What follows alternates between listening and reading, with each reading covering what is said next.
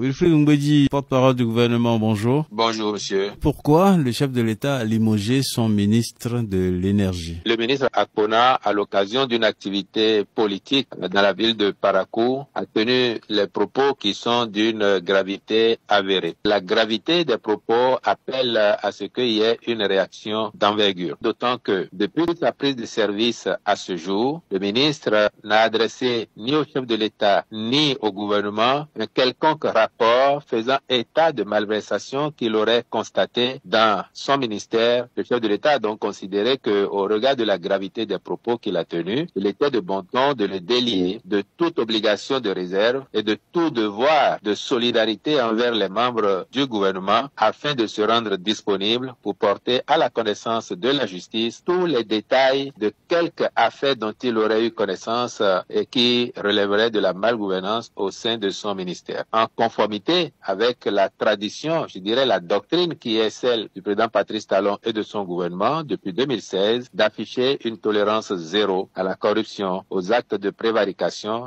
et à la mauvaise gouvernance en un mot. Vous voulez dire que le président de la République lui demande d'aller devant la justice pour prouver ce qu'il a avancé? Je suis sûr qu'il n'y a rien à prouver, mais le président de la République le libère afin que sa présence au gouvernement ne soit pas vue comme un obstacle à la manifestation de la vérité éventuellement. Est-ce que la justice peut s'auto-saisir? Nous sommes en régime de séparation des pouvoirs. Nous avons tous entendu ce que M. Akpona a dit. Il n'y aurait aucune surprise à voir les juridictions compétentes s'auto-saisir de l'affaire et l'inviter à leur apporter les éléments d'appréciation en sa possession. Quand on est ministre du gouvernement Talon ou quand on est collaborateur du président Talon, est-ce qu'on ne peut pas s'exprimer librement, dire ce qu'on pense? Ah, mais bien sûr, vous pouvez vous exprimer, vous avez le droit de vous exprimer, mais cela dit en toute responsabilité. Nous y sommes là.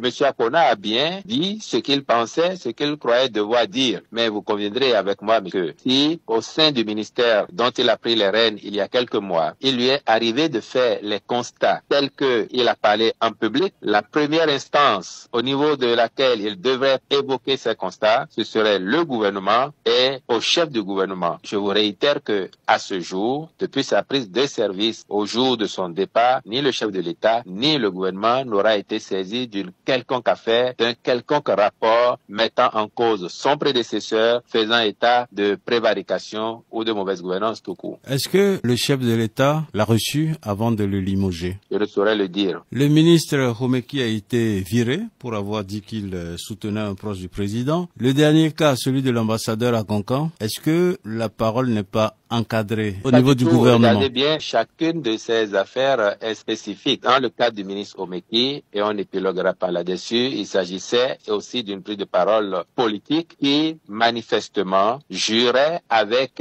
l'esprit de la réforme du système partisan tel que le gouvernement l'a conduite. Avec l'ambassadeur à Goncan, il y a eu une prise de parole publique avec des propos qui n'avaient rien à voir avec la réalité de nos rapports avec nos frères du Niger. La parole publique, la parole des autorités, la parole des officiels doit aussi être dite sous le sceau de la responsabilité. Nous demandons à tous nos concitoyens d'être responsables de leurs actes et de leurs propos. La même exigence prévaut en ce qui concerne les officiels, les serviteurs de la République du moment. La parole n'est pas du tout encadrée. Non, pas du tout. Elle demande juste à être utilisée avec parcimonie et avec esprit de responsabilité. D'ailleurs, pourquoi le ministre Adambi a quitté le gouvernement? À ma connaissance, c'était pour des raisons politiques. On lui a reproché une certaine attitude, exactement comme dans le cas de M. Homeki dont vous avez parlé, même si s'agissant de M. Adambi, il n'y a pas eu de déclaration, il y a eu des actes qui lui ont été reprochés et jamais, à ma connaissance, des faits de mauvaise gouvernance. Avec ce qui est arrivé aujourd'hui, est-ce que c'est un retour en grâce de l'ancien ministre Adambi? Je ne suis pas le chef du gouvernement. D'ailleurs, un remaniement technique a déjà été opéré. M. Adambi est un membre d'un parti politique. Pour les faits qui lui sont reprochés, il a été suspendu, mais pas exclu. En tant que tel, il demeure un membre de ce parti, quitte à ce que, s'il fait amende honorable au sein du parti, les décisions subséquentes qui pourraient être prises le soient en ce qui le concerne. Le ministre José Tonato va récupérer le ministère de l'Énergie. Ce n'est pas une surcharge pour lui avec déjà les infrastructures et le cadre de vie? Si ça avait été une surcharge, le chef de l'État n'aurait pas choisi de lui confier les rênes de ce ministère. C'est une question de confiance. C'est forcément aussi parce que ses états de service plaident pour lui et qu'il reste